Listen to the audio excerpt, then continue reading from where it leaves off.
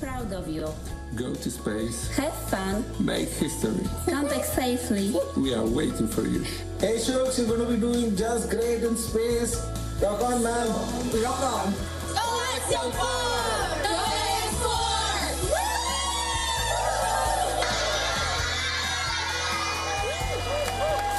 AX4! Greetings from India.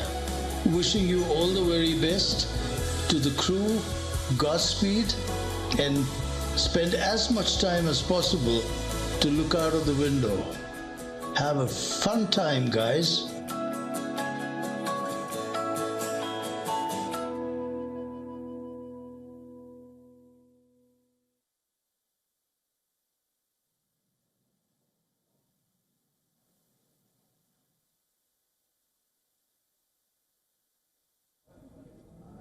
All right, we are moments away from history. These are live feed. This is the live feed that we're getting from the Kennedy Space Center in Florida. After multiple delays, this is India's cosmic leap. Indian astronaut Shubhanshu Shukla, 3 others, all set to travel to the International Space Station in about 11 minutes from now. This is a big moment in history, where the countdown has begun for the launch of Falcon 9 rocket with Axiom 4 mission to the International Space Station. This is the 4th private astronaut mission carrying US astronaut Peggy Whitson, pilot Shubhanshu Shukla of India, big cosmic leap for India, and mission specialists from Poland and Hungary. As commander of the AX4 mission, I want to thank everyone who has contributed to our journey. This mission to the International Space Station would not have been possible without the hard work of so many incredible teams. First, I want to extend my heartfelt gratitude to the teams at Axiom Space. Their talent and dedication shines through every unexpected challenge, the countless hours of work, and every task at hand to ensure the safety of the crew. The team's determination and commitment to achieving the highest standards inspires me every day and reminds me why I joined the Axiom Space family. To our partners at NASA, your expertise and support have been invaluable, ensuring that we are fully prepared to live and work aboard the space station. The comprehensive training programs provided by NASA have given us the skills needed to thrive in the unique environment of space. Thank you to SpaceX for providing the cutting-edge technology and reliable transportation to take us to space and bring us back home safely. The hands-on and in-depth training have ensured that we understand the Dragon systems thoroughly and confidently. We also owe a great debt of gratitude to our international partners. Your collaboration and contributions have been essential in our training to ensure mission success. Lastly, to all the other teams involved, from engineers to scientists and everyone behind the scenes, your hard work and dedication have not gone unnoticed. You're the unsung heroes of this mission, and we are deeply grateful for your support. Thank you all for your tireless efforts and for believing in the AX4 mission. Together, we're realizing the return for 3 nations and paving the way for a bright future in low Earth orbit. Thank you.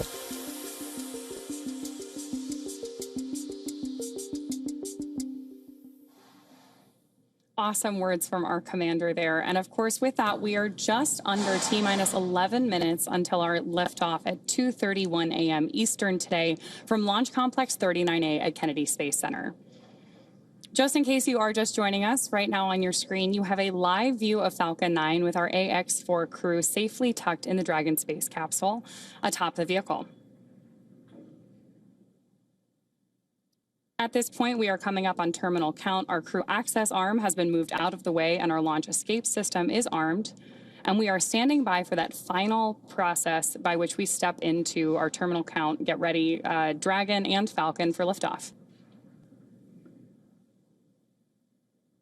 Dragon SpaceX, confirm crew displays are configured for launch. The displays are configured for launch, and the Axiom 4 crew would like to thank the incredible teams that have made this moment possible. To the Axiom Space team, you've poured your hearts into this mission. Your passion and dedication have lifted us higher. We wear this patch with pride because of you. To NASA, thank you for the decades of knowledge, the training, and the trust. You've shaped generations of explorers, and we're honored to carry that legacy forward. To SpaceX, thank you for giving us the wings to fly and the confidence for a safe return home. And to our international partners, thank you for standing with us across borders, united by shared purpose. And to every person behind the scenes, engineers, trainers, families, and friends, you are the quiet force behind this mission.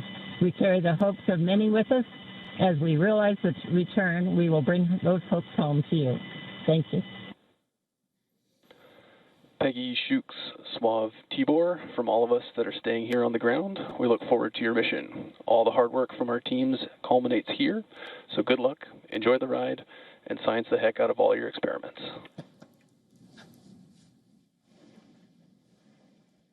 Wilco. And a Wilco from Peggy Whitson.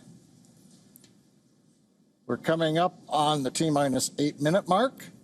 Next major event that'll be occurring on the Falcon 9 is the engine chill event. That happens at T-minus 7 minutes. We open the pre-valves, feeding both the RP1 kerosene fuel as well as the liquid oxygen. And that'll go to the Merlin 1D engines. The liquid oxygen, we actually open a valve and we allow some of it to bleed off overboard out into the warm Florida air here in the early morning.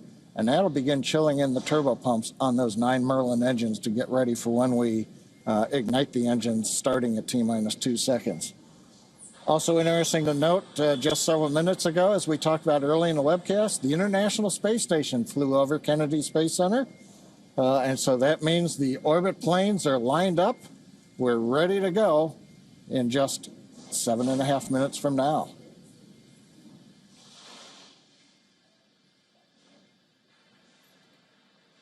Now, while we're getting ready to open the pre-valves, which is one of those what we might call significant events in the life of the Falcon 9 as we count down, we'll also be chilling in the upper stage engine. We'll hear that call out also in flight when we do some additional chill in at about 1 minute and 52 seconds. Engine chill has started. There's that engine chill announcement from Mission Control, right on schedule. So now we just got about 50 seconds left as we continue to load RP1 onto the first stage. Falcon 9 is powered by liquid oxygen and RP1, which stands for Rocket Propellant 1, which is a highly refined type of kerosene. By the time we reach liftoff, Falcon 9 will have approximately 1 million pounds of fuel on board and will be burning 700 gallons of fuel per second at liftoff. Stage 1, RP1 load complete. And these are the visuals from NASA's Kennedy Space Center in Florida. We are moments away from history. After multiple delays, Indian astronaut Shubhanshu Shukla and 3 other astronauts are all set to travel to the International Space Station today. The countdown has begun for the launch of Falcon 9 rocket with Axiom Mission 4 to the International Space Station. Now, this is the 4th private astronaut mission carrying U.S. astronaut Peggy Whitson, pilot Shubhanshu Shukla of India, and mission specialist from Poland and Hungary.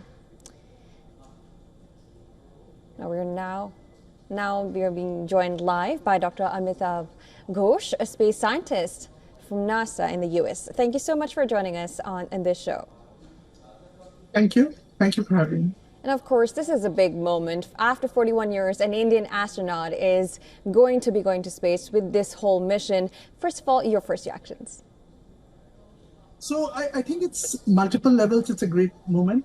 One is, if you remember, Rakesh Sharma went like 40 years back, right? But there's a huge difference between that and this moment. So it's like India did not have any aspirations in human spaceflight. Actually, India did not even have a planetary science mission at that point. So this is very, very different. It's like whatever Shubhanshu Shukla learns here, he can port and help refine the design of Gaganyaan. He can give feedback, operational feedback. So there's a whole field of human-machine interaction, that there can be significant insights. Other than that, it's a very significant moment in history is the human spaceflight sector is about to fly. And the reason is because the cost of human spaceflight has decreased maybe by as much as 95%. And once Elon Musk is developing a different different vehicle called spaceship, then Starship, and that would come online in maybe 2 years, 3 years. So imagine, so when you see this launch, and it will happen shortly, all the boosters that are used, the launch vehicle, most of it will come back to Earth. So this is something very new, and this is what reusing those launch vehicles is what is decreasing the cost by 95%.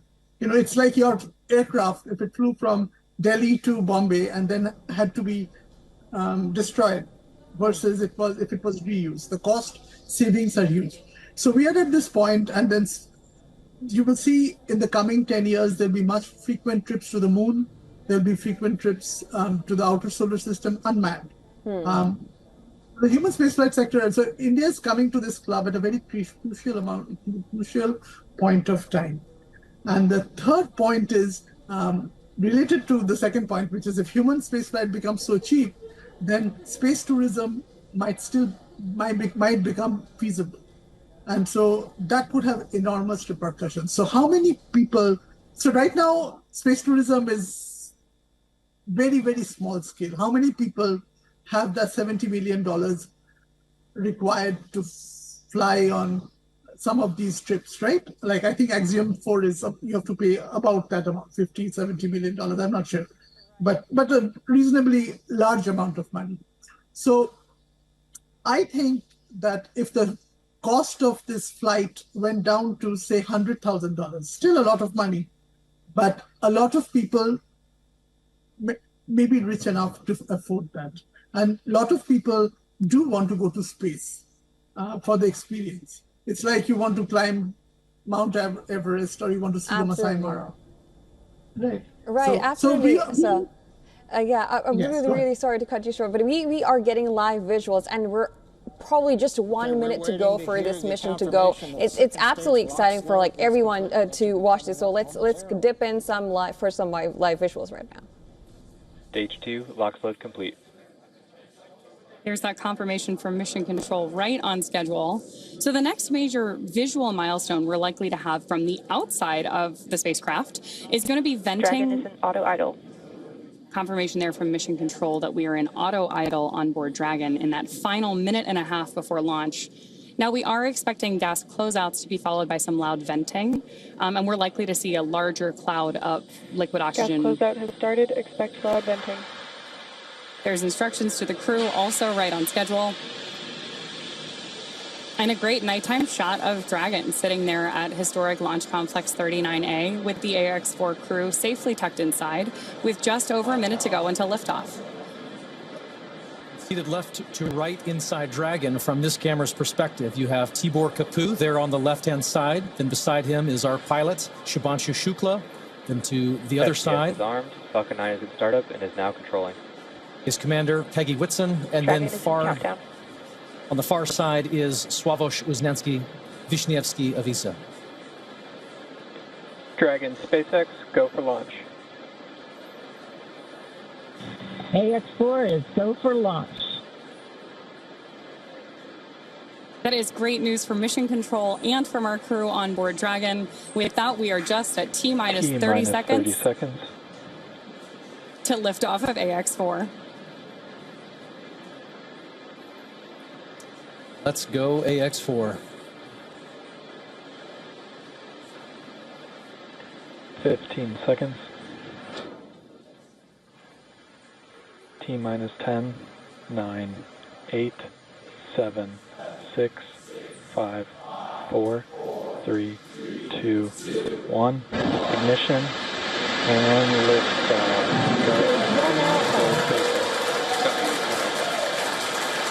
For three nations, a new chapter in space takes flight. Godspeed, AX4.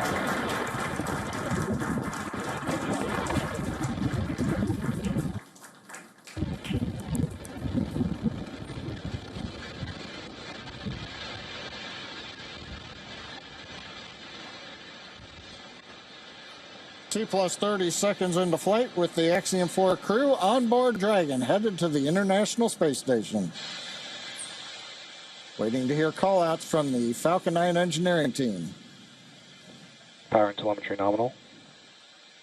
Stage 1 throttle down. We're throttling down the 9 Merlin engines. We're into the throttle bucket, preparing for max Q. Max Q.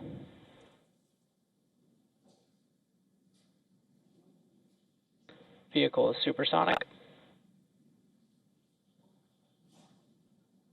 We should begin throttling the Merlin engines back up now. Stage 1 throttle up.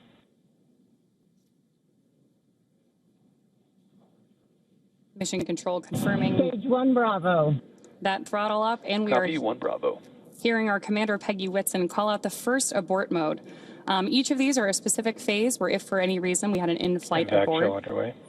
Dragon would abort to a safe location. So we're going to call out each of those milestones as we pass through them.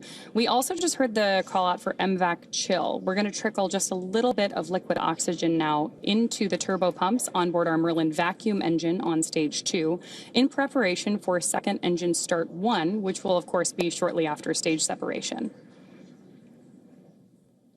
Now, at this point, we are just about 30 seconds away from 4 events that are going to happen in rapid succession. The first one will be main engine cutoff, or MECO, then again followed by stage separation, ignition of that second stage engine, which we are already preparing for, as well as the first stage's boost back burn. With that confirmation from mission control that we are throttling the first stage engines down, we are expecting MECO at T plus 2 minutes and 26 seconds. MECO. Stage separation confirmed.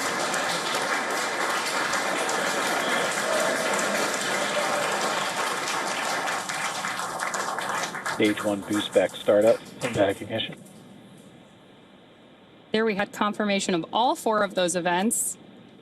Incredible views on our screen here too as that boost back, as that first stage boosts its way back to Earth. Stage 2 Alpha. And confirmation Copy, from our 2 Alpha. commander that we have entered the 2 Alpha abort mode. Of course, we're getting lots of cheers from behind us here at Mission Control here in Hawthorne, California as well. And at this point, our AX4 crew is on their way to space. The view you have on your screen right now is our MVAC engine burning for that second engine first burn. We're expecting that SECO here, second engine cutoff, which will likely be called out over the nets as SECO in just a couple of minutes.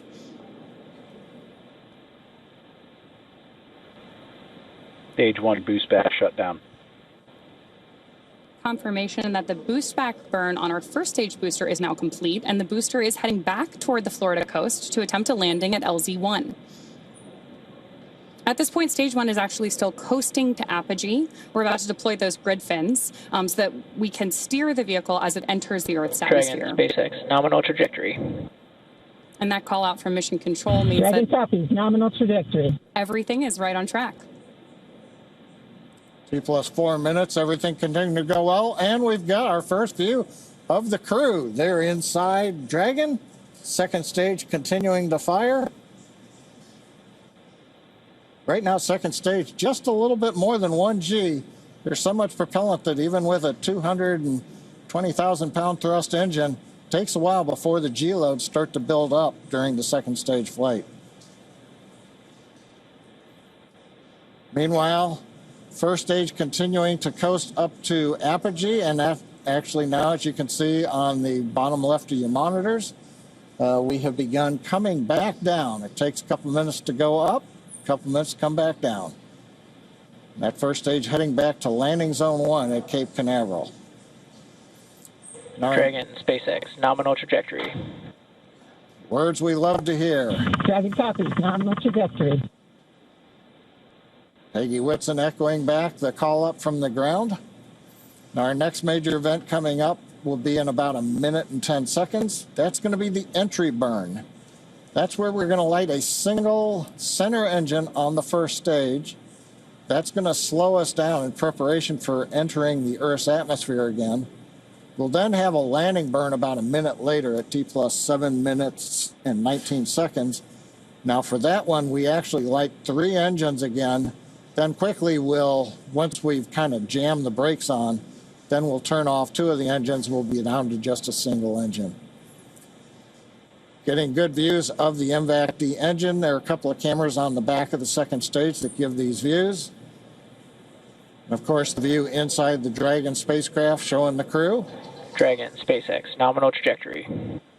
Continuing the call-outs right on time. Dragon copies, nominal trajectory. Now, right now, as Ronnie pointed out, the grid fins have been deployed, but they're not being used. Right before the entry burn, we'll possibly see a little bit of motion if we can pick up the first stage camera. That's just to check out. It's not until we actually get through the entry burn. Stage 1 entry burn startup. That we get back in the atmosphere. And now here is entry burn call out. This is going to be about a 12-second burn. That's going to slow the vehicle. All right, now I'll want to go. These were the visuals of the liftoff that we have just seen. Let's just cut across to our guest now. Dr. Amitav Ghosh. This is the first visuals we've got. We have seen the liftoff and goosebump-worthy visuals we were getting here. If first of all, I would like to just ask you if you can just give us a brief of what we have just witnessed, because probably these were two technical words, might not be able to, or we might not be able to understand that. But if you could just brief us of what we just saw. So what you saw is the spacecraft lifted off. The boosters are then going to come back to Earth, and they are going to land on a ship. And then the rest of the vehicle, the Crew Dragon, which is the top part of the vehicle with the astronauts, it now has that speed and the thrust that it will go to an altitude of maybe 250 miles around that. And that is the altitude of this, that's the height of where the space station is. So it is going to travel for 28 hours, then it's going to reach the space station. Then when it reaches the space station, it is going to dock with the space station, and then the astronauts will enter the space station. So the journey has just begun. Just begun, as you said. Now, these are really exciting visuals. I would also want to ask you, this is the fourth mission that we know of. What makes this AX4 mission different from the previous Axiom flights? It doesn't. Axiom is just like an interface. It's like a travel agency. So it is complicated for an Indian to travel to the International Space Station, or a Polish or a citizen of Hungary. So this is an entity which is essentially a logistics entity with no capability. They are not providing the space station. They are not providing the launch services. So they are just trying to facilitate the process. So they have. So this is not a typical International Space Station flight, which lasts maybe 3 months or even 6 months. So this is a 30-day flight. So there are some things about this which is different from a government mission or a mission of the International Space Station partners. So how is it different from the Axiom flights? See, I wouldn't really term it as Axiom flights. We have had many flights to the space station, and this is another flight. So just because you had a different entity in between doesn't mean that the core experience was different. Right. You mentioned this is like a private mission. According to you, why do you think private missions like these are important for the future of space exploration? Okay. So think of this mission, think of all NASA missions. They are funded by taxpayer dollars, right? Or taxpayer rupees. And we have a lot of priority when it comes for taxpayer money. There is huge need everywhere. So how long can the government pick up the cost of space exploration? At some point, for the sector to really expand, the private sector has to come in. And by private sector is not what I mean here, what's happening here. This is just an interface. You're calling it as a private-public partnership. That's what it is. It's not the market forces. It's not the average person can go there and buy a ticket to space and then fly, because the cost is way too high. So what is about to happen And this is going to happen in the next maybe 10 years. The cost is going to plummet, and maybe in $100,000, maybe $50,000 for an orbital flight. And that is when interested tourists who think a lot about this sector and want to fly to space, they are going to make a journey. And that is when, if like you have 10,000 of these tourists or 1,000 of these tourists, you will have an industry opening up. So that is what is so very exciting about the next 10 years. See, even when the cell phone started, the first cell phone was very expensive. So here, spaceflight is still very expensive.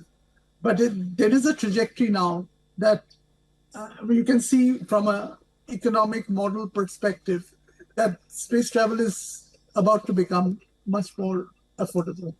All right, of course, as exciting, the visuals are exciting, the news could be.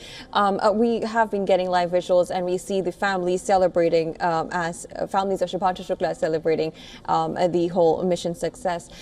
Can you also explain, now the next stage would be these astronauts are going to go to the International Space Station.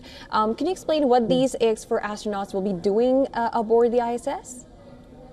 See, I think they have about 60 experiments which they will be doing. Typically, the experiments center around human astronauts, why they lose so much bone or calcium from their bone or muscle mass. Then why do certain biological molecules behave differently in space? So there is a variety of experiments that go on in the space station. So they will do that, and obviously they will do their daily routine. They have to exercise, they have to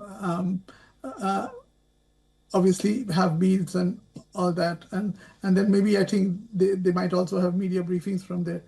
And then in 30 days, they will be back to Earth.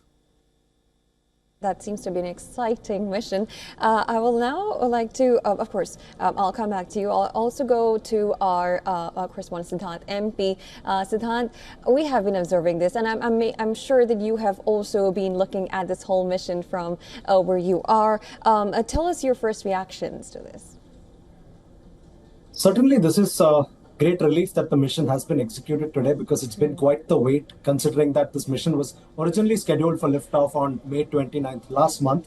But then there's been at least 8 dates that we got, and this is the 8th date on which the mission is lifting off. There's been at least 7 postponements in the interim. So certainly it has been quite a tense period, because every now and then we got so close to launch, and then there would be a sort of eventuality that would arise, and then the mission would have to be called off. Sometimes it was weather, sometimes it was a fuel leak in the rocket. At one stage, it was also a trouble in the International Space Station, in the Russian module of the International Space Station. So at each stage, there were some hurdles, and that proved to be some sort of a roadblock for this mission, and it led to a postponement. In fact, some of the recent postponements were also indefinite, which means they did not even give a date.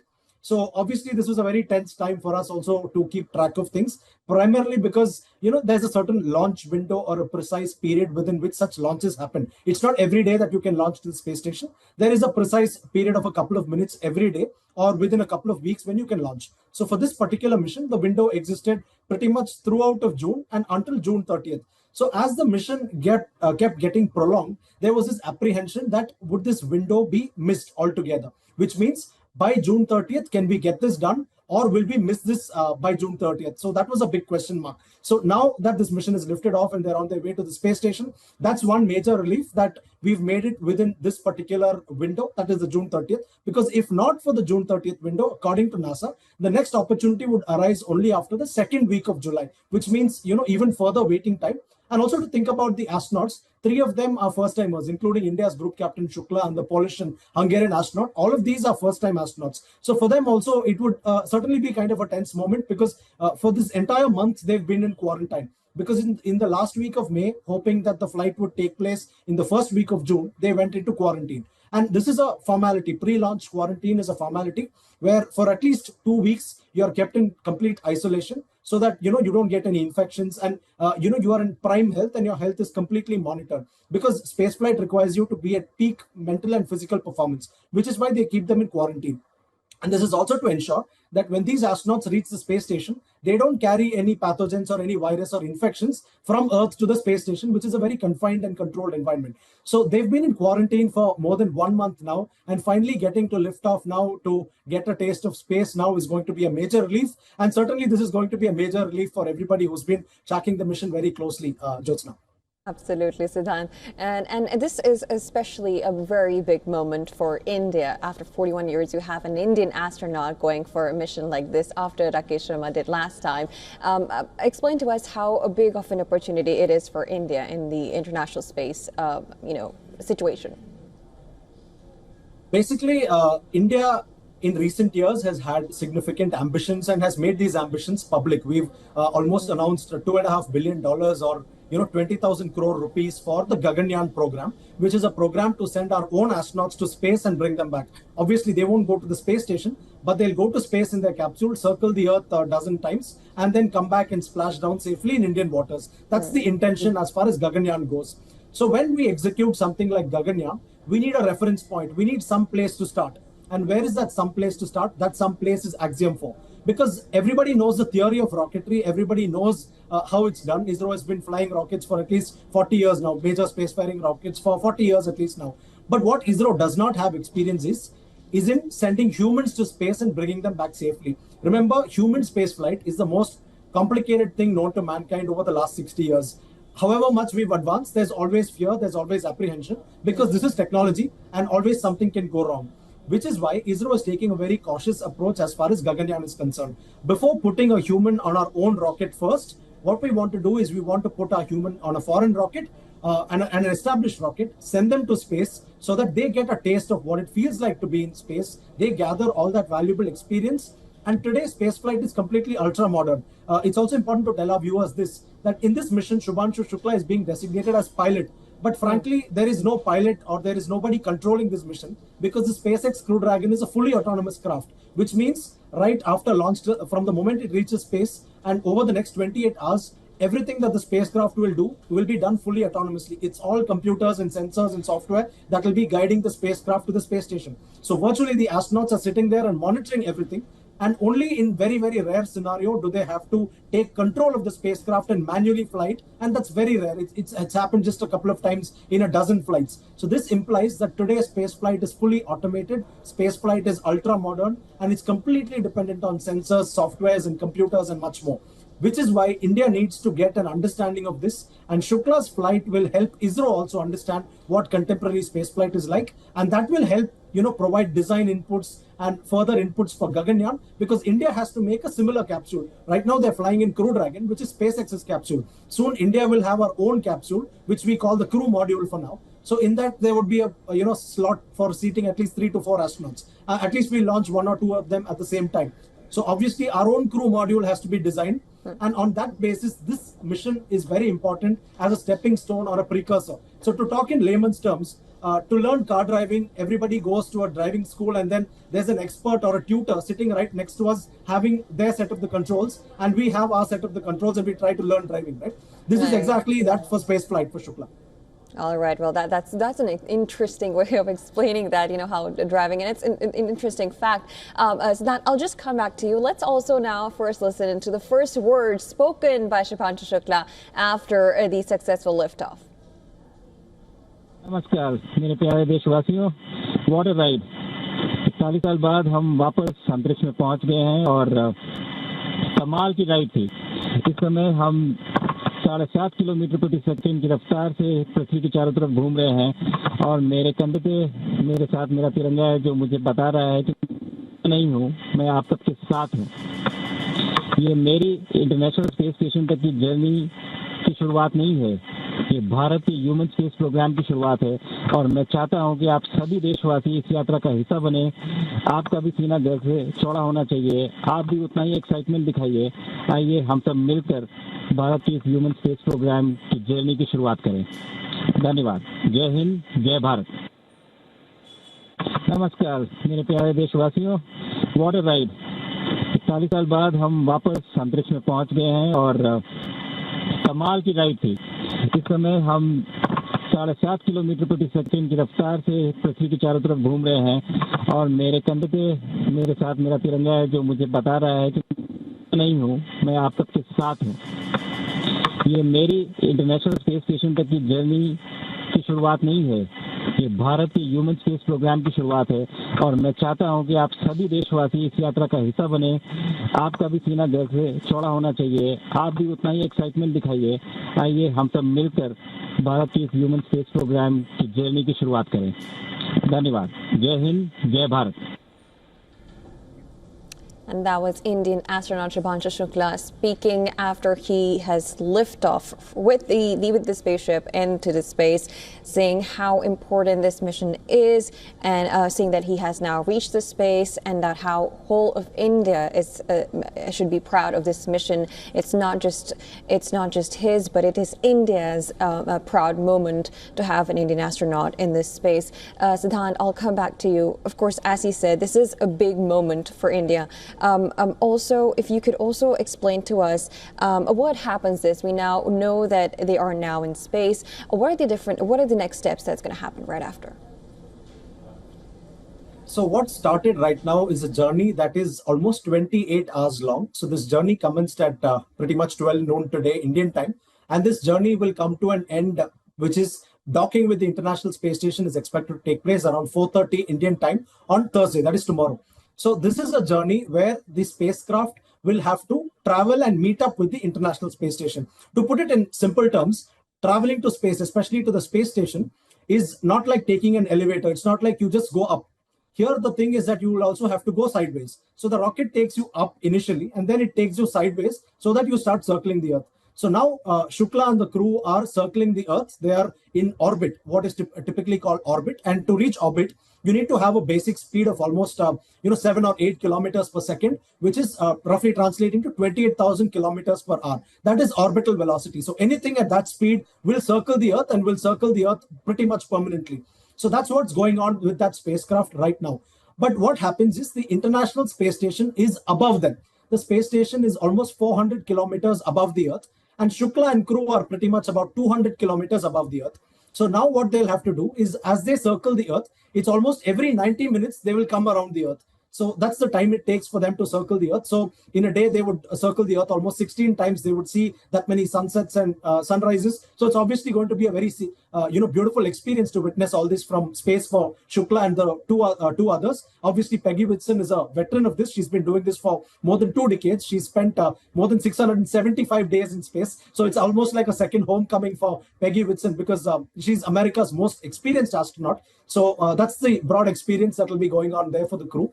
And at the same time, what they'll have to do is every time their craft moves closer to the Earth, they'll have to do an engine firing. And that engine firing will sort of adjust their orbit. So what they have to do is they're not traveling in a straight line right now. They're traveling in circles. So the space station is also traveling in a circle, but in a higher circle. What will eventually happen is both these circles will have to meet. So this is what happens over the next 28 hours, where the Dragon spacecraft has to adjust its own path to match with the path of the other craft, which is the International Space Station. So when this matching process takes place in a phased manner, eventually they'll reach a point where the space station is barely 400 meters away from the Crew Dragon. So then they, take another phase where this craft starts autonomously approaching. There's multiple sensors, including camera and light detection and ranging sensors that are active. And they judge the distance between the two, and fully autonomously, the craft moves from 400 meters to 200, 200 to 100, and then to 20 meters. And then they get very close, and then they mechanically attach or perhaps do a sort of handshake in space. The two crafts do a handshake in space. And then once the link is established thoroughly, then the crew exit, and then they go on to the International Space Station. So what we're expecting over the next 28 hours is that this entire process will happen in a gradual and phased manner. And obviously, this is also a period for the crew to also communicate with the ground controllers in Houston and also work out the aspects of the craft, including its power generation capacity, its oxygen carrying capacity, and all of the technical parameters. They'll be closely monitored, because it's a sort of diagnostics that's also going on right now, because they'll need to constantly monitor the health of every single parameter of the craft. So certainly it's also going to be a lot of back and forth communication between the Crew Dragon and the ground and Crew Dragon and the space station to ensure that they travel and then they meet up sometime tomorrow around 4:30 Indian time. So obviously this is a crucial phase of the mission, but certainly this is also not as complicated as it used to be 40, 50 years back, because back then computers were not as powerful, softwares and algorithms were not as powerful. So today it's completely autonomous. So they're just looking at monitoring what's going on, but the craft is doing everything autonomously. So this is what modern space travel is about: high levels of automation, high levels of comfort, and they're not operating switches and joysticks. They're actually operating touchscreen displays inside the Crew Dragon. So that's how ultra modern things are in a spacecraft like the Crew Dragon. Just touchscreens. They have no manual controls as such. Just touchscreens, displays, and completely intuitive graphics that they have. And it's almost like being inside a video game, only that they're in space. That's how advanced. Okay. All right, Siddhant. That's an interesting way to explain what is going on. Of course, this is the journey that has just begun, and of course, we'll be getting back to you, Siddhant, to know more about it. But thank you so much for joining and telling all the details that we on the broadcast. And well, as the journey has just begun, let's also listen in to the first words that was spoken by Indian astronaut Shubhanshu Shukla after the successful liftoff. We'll leave you with these visuals. Do stay tuned. News and updates continue on the other side. नमस्कार मेरे प्यारे देशवासियों, what a ride! 40 साल बाद हम वापस अंतरिक्ष में पहुंच गए हैं और कमाल की राइड थी। इस समय हम 7.5 किलोमीटर प्रति सेकंड की रफ्तार से पृथ्वी के चारों तरफ घूम रहे हैं और मेरे कंधे पे मेरे साथ मेरा तिरंगा है, जो मुझे बता रहा है कि नहीं हूँ, मैं आप सबके साथ हूँ।